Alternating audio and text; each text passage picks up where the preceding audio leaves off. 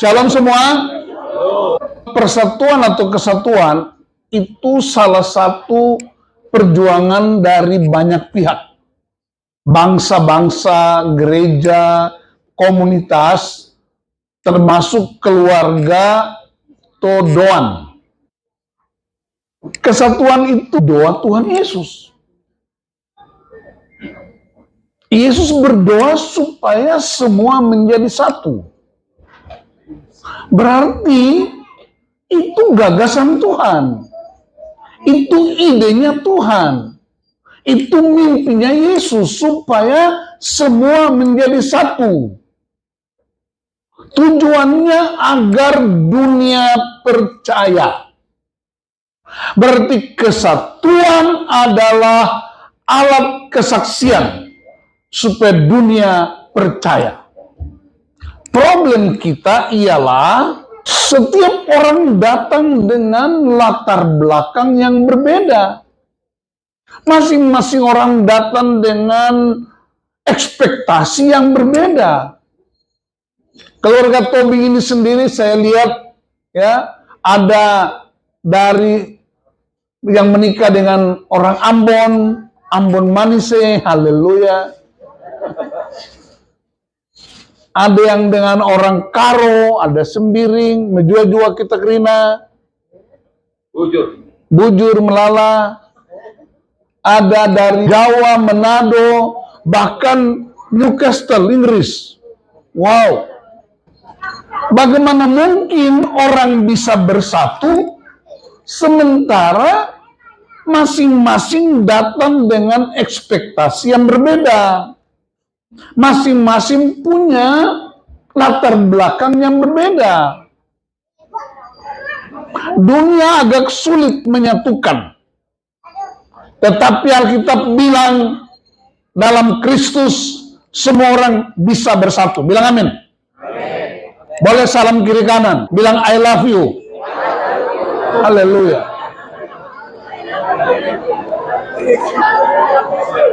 Perhatikan saudara-saudara, dunia itu saling membenci. Lihat saja Herodes bermusuhan dengan Pilatus. Para pemimpin itu saling bermusuhan. Orang Yahudi bermusuhan dengan orang Romawi. Orang Yahudi bermusuhan dengan orang Yunani.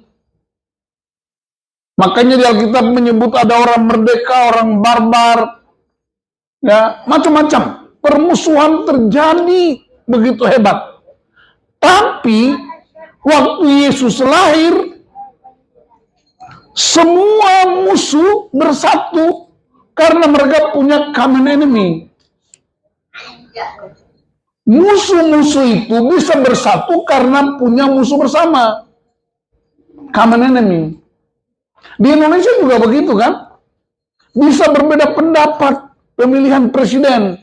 Begitu presiden terpilih, musuh-musuh bersatu. Orang Batak bilang, "Ai dia tuh." Orang Karo bilang, "Udah bagi." Jadi dunia itu aneh.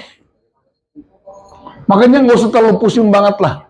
Lihat aja perdebatan pilpres. Nanti habis pemilu juga duduk lagi sama-sama. Tipu-tipu lagi sama-sama. Ngopi sama-sama, biasa aja. Pernah waktu zaman Menteri Muda Pertanian, itu dia berkunjung ke kebun binatang di Medan. Ya. Jadi waktu dia mau ke Medan, rombongan menteri, penanggung jawab kebun binatang di Medan itu bikin sebuah gerakan supaya dapat apresiasi dari menteri. Dia latih beberapa anak muda jadi monyet supaya mereka action pakai pakaian monyet itu. Begitu rombongan menteri tiba, itu monyetnya mulai action. Mereka mulai lompat-lompat sana sini, teriak-teriak. Tapi karena ada satu monyet yang agak gemuk dia, jatuh, dahannya patah, dia jatuh. Waktu jatuh, masuk ke kandang singa. Dia berteriak, tolong, Tolong. Singanya pelan-pelan datang, hampir dia, baru singa bilang begini, slow aja lah ya, sama-sama cari makan lah kita. Rupanya singa juga member juga. Jadi Natal itu slow aja. Coba bilang sama orang sebelah, slow aja, santai aja. Nggak usah tegang-tegang banget ya. Biasa aja. Natal itu bukan hanya celebration. Natal itu sebuah perenungan tentang keperbagian kita yang disatukan dalam Kristus. Karena waktu Yesus lahir, dia nggak hanya lahir buat orang Newcastle. Dia nggak hanya lahir buat orang Ambon.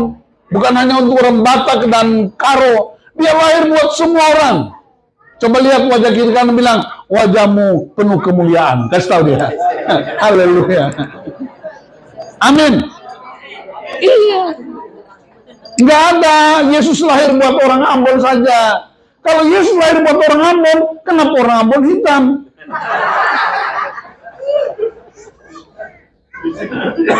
Dia tidak hanya lahir buat orang yang banyak rambutnya, yang botak-botak juga Tuhan lahir buat mereka. Amin. Amin. Orang botak depan itu orang pintar, botak belakang itu orang berpikir. Kalau dari depan ke belakang, dia pikir dia pintar. Tapi Alkitab bilang, orang botak itu sangat dikasihi Tuhan. Karena Matius 10 bilang, satu helai rambut jatuh atas izin Bapa di sorga. Haleluya. Berarti berbahagialah ibu-ibu yang suami botak karena sering diperhatikan Bapa di sorga. Haleluya. Jadi kita rayakan Natal, sekaligus kita bersuka cita karena keperbagian kita disatukan hanya dalam Kristus. Bilang amin. Politik nggak bisa menyatukan kita. Problem ekonomi apapun tidak bisa menyatukan kita. Hanya Kristus. Apa buktinya? Kristus itu lahir di tempat hina, di kandang.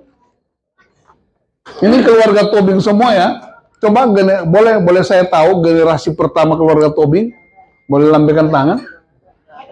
Yang generasi pertama. Opung. Opung kira-kira Ibu, Opung siapa namanya? Boleh tahu? Siapa nama? Opung Ati. Opung Ati. Kira-kira bangga nggak tiba-tiba ada seorang anak atau cucu melahirkan di kandang hewan?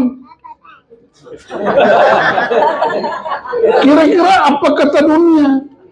Keluarga Tobing yang begitu banyak, yang bikin pesta Natal di hotel, cucunya satu lahir di kandang monyet pula.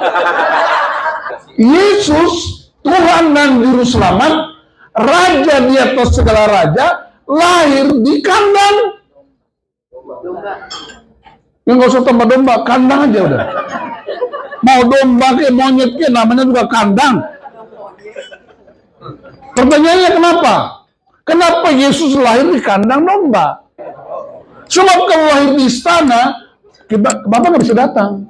Karena istana perlu ID card. Karena istana perlu melewati pas pampres. Karena istana perlu surat permohonan 3-4 bulan. Dan kita nggak bisa masuk. Apalagi orang-orang yang botak itu dicurigai.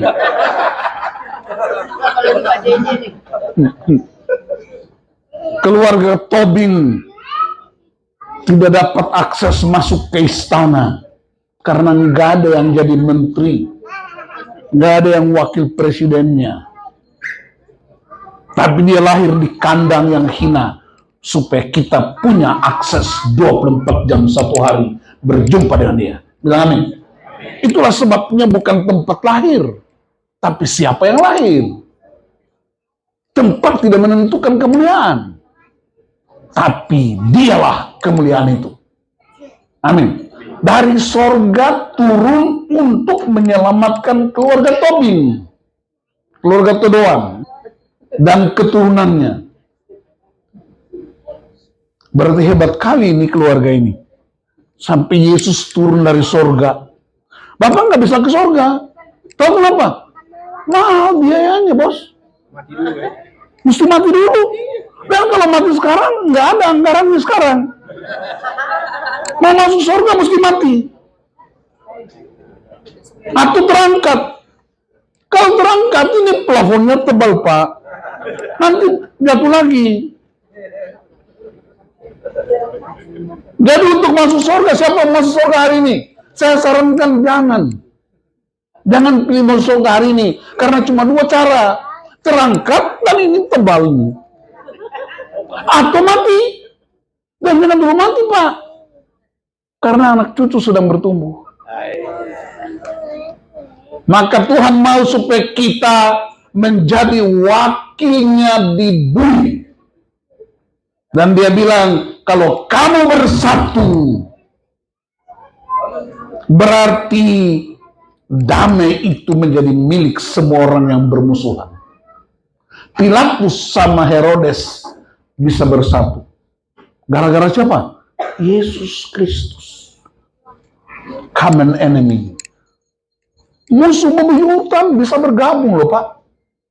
Apalagi keluarga Tobing, masa sih ribut. Kesatuan itu menjadi doa Yesus. Kesatuan itu menjadi kekuatan pengubah.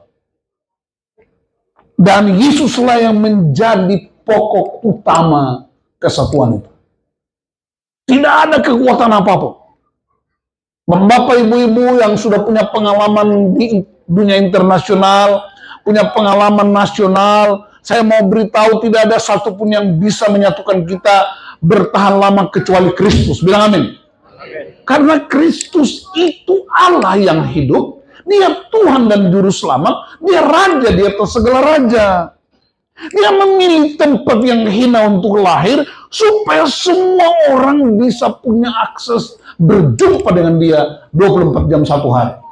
Itulah kekuatan yang mengubah kita. Dan saya berdoa supaya anak cucu keluarga besar Todoan, sampai Yesus datang, mereka tetap kuat di dalam Tuhan. Pilihan apapun yang kita lakukan, anak-anak kita harus tetap dalam Tuhan. Itulah sebabnya Yesus mengajarkan tentang ciri anak Allah. Orang yang disebut anak Allah, mereka itu selalu membawa damai.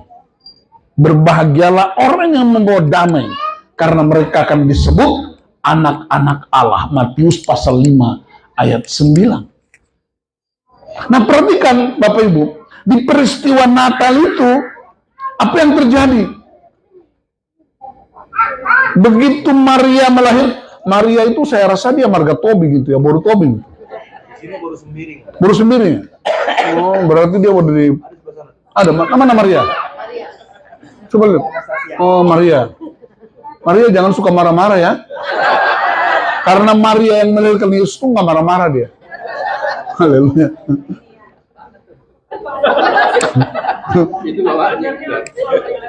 Maria sudah menikah? Mana suamimu? Oh, saya lihat suamimu itu kayaknya berada di bawah pemerintahan Pontius Pilatus. Dia bisa bahasa Inggris? Bisa bahasa Indonesia? Bisa. Hah? Sedikit. Ya. Saya bahasa Inggris juga sedikit. Jadi kita sama-sama sedikit. Berbahagialah karena kawin dengan perempuan Indonesia. Perempuan Indonesia itu orang baik-baik. Kalau dia tidak baik, itu gara-gara pengaruh orang Inggris.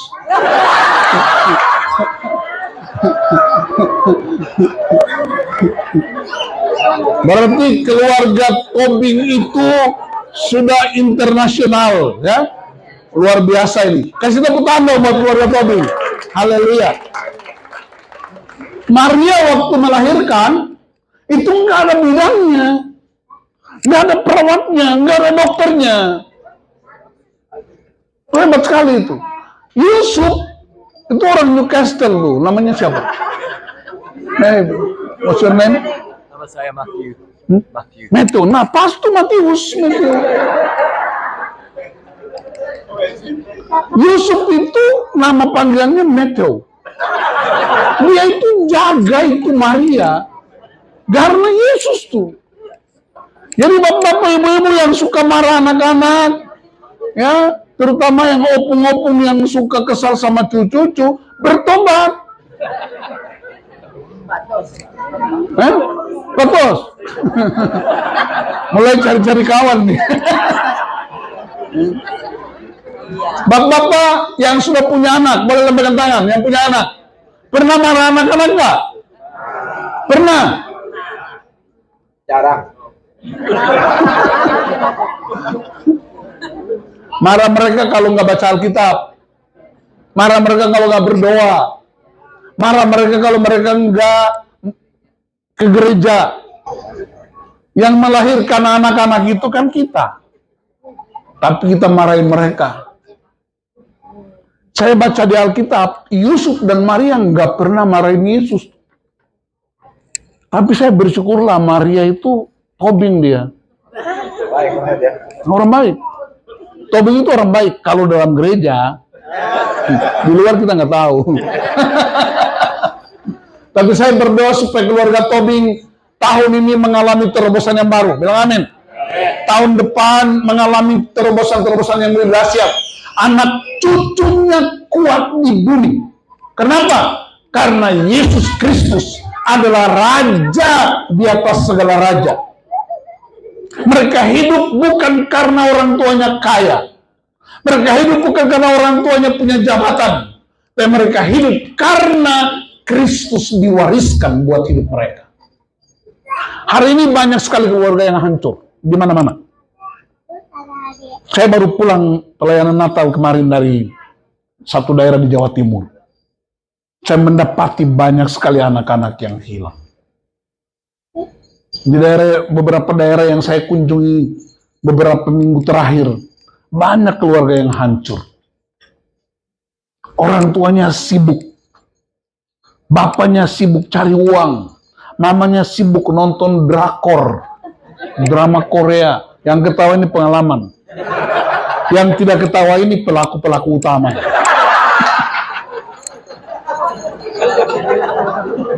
Anak-anak diurus sama pembantu. Akhirnya anak-anak kita punya mental seorang pembantu. Tidak ke gereja. Suruh anak-anak ke gereja. Kita harus bikin resolusi untuk tahun ini. Bahwa Kristus lahir di tempat yang hina. Hanya karena kita. Tidak ada yang lain. Dia ditolak dunia. Hanya karena kita. Dia bersedia untuk mengorbankan kandungannya seorang gadis. Bayangkan seorang perempuan perawan gadis yang masih sangat sederhana. Dia bersedia menyerahkannya untuk Tuhan pakai. Tuhan pinjam kandungan perempuan untuk melahirkan juru selamat. Makanya bapak-bapak di sini tolong jangan sembarangan dengan wanita. Jangan sembarangan dengan istrimu. Kenapa diam aja? Wanita-wanita itu Tuhan pinjam kandungannya untuk melahirkan keselamatan bagi dunia. Ibu-ibu yang mau nanti melahirkan lagi, Anda nggak melahirkan Yesus, tapi Anda melahirkan generasi baru yang menyelamatkan generasi mereka pada waktunya. Itulah sebabnya beri penghormatan buat wanita. Boleh salam sama wanita-wanita di sampingmu, bilang kamu luar biasa, Anda luar biasa, haleluya. Ayat ini ke ayat tadi kemuliaan bagi Allah. Ada wanita tuh, ada wanita di situ. Amin. Kemuliaan bagi Allah di tempat yang maha tinggi. Berarti hanya Allah yang dapat kemuliaan. Sekalipun kita tahu dunia ini orang suka pakai kemuliaan.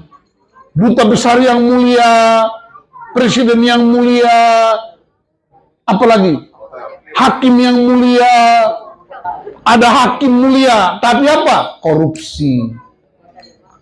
Anggota dewan mulia, korupsi. Presiden mulia, Jadi semuanya palsu. Hanya Tuhan yang mulia. Bilang amin. Itulah sebabnya kekristenan yang hebat dan kuat tidak berdasarkan jabatan. Kekristenan yang kuat dan hebat tidak berdasarkan pangkat dan golongan, tapi karena Kristus yang lebih mulia dari semuanya. Kemuliaan macam itulah yang kemudian kita nikmati setiap hari. Coba kita pikir ya, apa hebatnya kemuliaan Tuhan itu? Lahirnya di kandang kok mulia? Perempuan Maria yang sangat sederhana dari kampung itu, apa hebatnya? Kemuliaan macam apa? Yusuf anak tukang kayu, apa mulianya? Mulianya terletak pada kesediaan Allah turun dari surga untuk menjumpai orang-orang yang berdosa. Itulah kemuliaan. Bapak-bapak, boleh jujur, siapa yang pernah bantu istrinya untuk cuci piring? Oh, haleluya. Yang pernah bantu istrinya untuk belanja di pasar? Yang bantu istrinya untuk cuci pakaian? Yang bantu istrinya untuk masak sayur?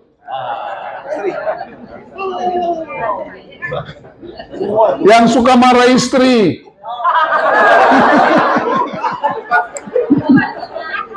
Jujur. Orang jujur disayang Tuhan.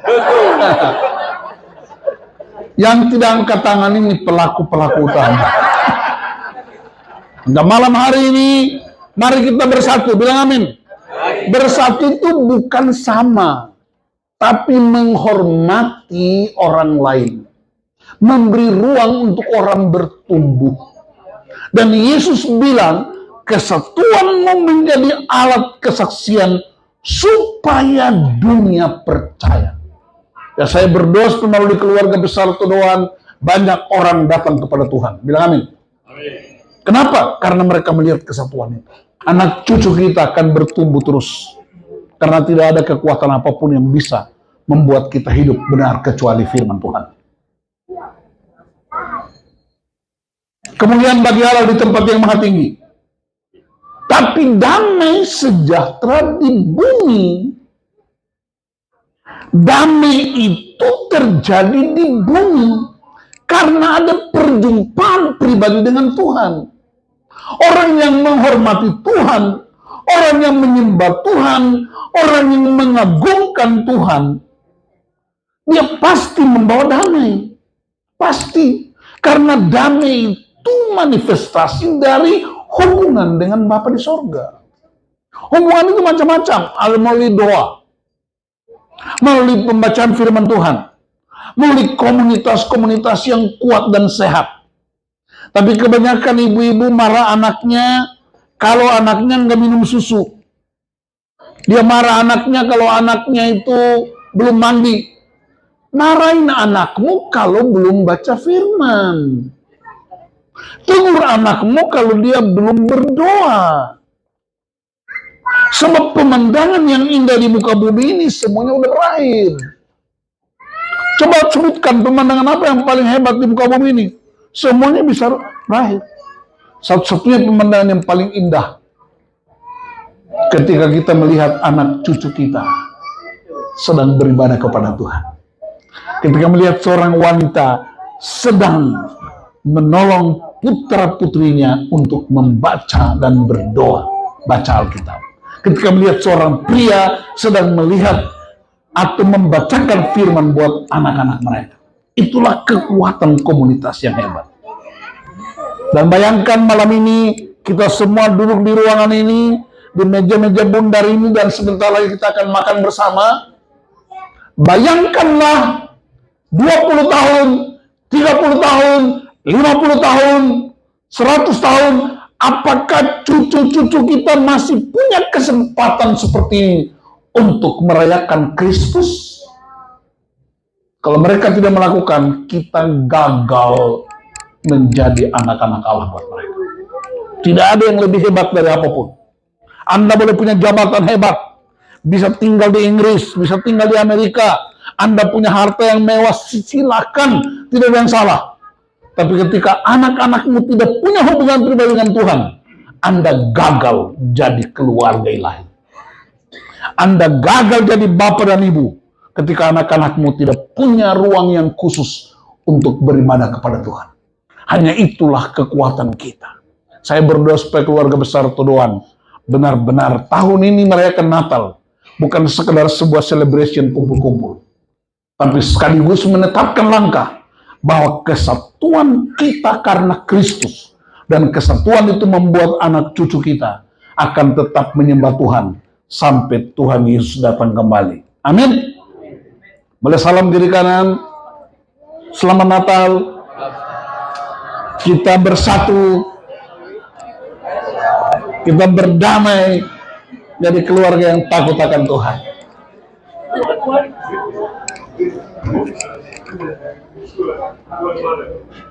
Saya ingin mengakhiri khotbah ini dengan mengucapkan Matius pasal 5 ayat 9. Berbahagialah orang yang membawa damai, karena mereka akan disebut anak-anak Allah.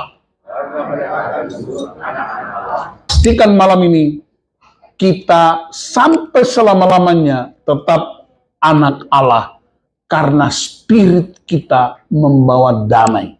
Hanya damai Kristus yang menyatukan semua kepelbagaian kita. Tuhan Yesus memberkati.